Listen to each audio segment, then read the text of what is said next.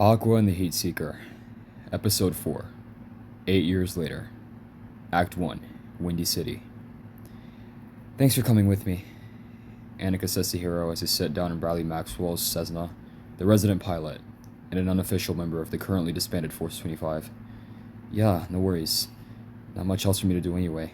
Lance and Connor are off with Captain America, and Kate's doing her thing on the West Coast right now. Just leaves us and our trip to Chicago. Hiro says as he lays back in his seat and stares through the window at New York. Hey, you guys ready to take flight? Bradley asks as he puts on his headset and prepares the plane for takeoff. Yeah, to the Windy City we go, Annika yells. Bradley turns on the plane. The propeller spins as the plane proceeds forward, and in no time at all, the three take off into the sky. So what is this, a couple's getaway? Bradley asks jokingly as Annika and Hiro's eyes widen and they look at him with concern. Hell no! They yelled simultaneously. Getting defensive there, Bradley laughs. The plane soars through the air, passing through Pennsylvania, then Ohio, through Indiana, and finally they land at a small airstrip just west of Chicago. The plane makes contact with the runway and taxis to the side as Bradley jovially says, Thank you for flying Air Maxwell. Please make sure you have all your belongings. Annika and Hiro smile, Hiro even chuckling at the joke, as Annika tells Bradley that they can always count on him. Of course, we've known each other for, 6 years now? You know I always got your back, Bradley says as he gets out of the plane with Annika and Hiro. The three exit the plane and Bradley asks exactly what they're there for. About 4 years ago, I was going through some of the notes I wrote for Project Aqua. This is all before me learning how to hydroform and all that cool stuff, and I was just getting used to being able to create my own water. I saw that I mentioned a Dr. Humans. It took forever, but I finally tracked them down to Chicago. The name popped up here like last week. Bradley nods and taps her on the shoulder. Stay safe, sis, Bradley says. Annika nods and smiles at him. You too, she says back. Wait a minute though, what the hell is hydroforming? Bradley asks. Annika goes silent for a second as she tried to find a way to properly explain it. It's like when I become water and then my body, reforms itself, Annika says, as Bradley slowly nods, with his mildly confused and slightly concerned look on his face. Hiro waits up, and as he sees Bradley wave, Hiro waves back, and Annika walks up to him. Alright, Heat Seeker, let's go, Annika says as Hiro gestures in front. Lead the way. This is your mission, Aqua, Hiro tells her, as they walk toward a vehicle rental spot.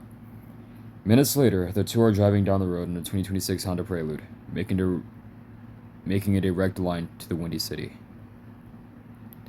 Act 2, Jet Lag.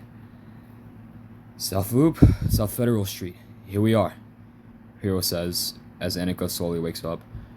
Oh, sorry, jet lag, Annika says with slurred words as she realizes that she fell asleep.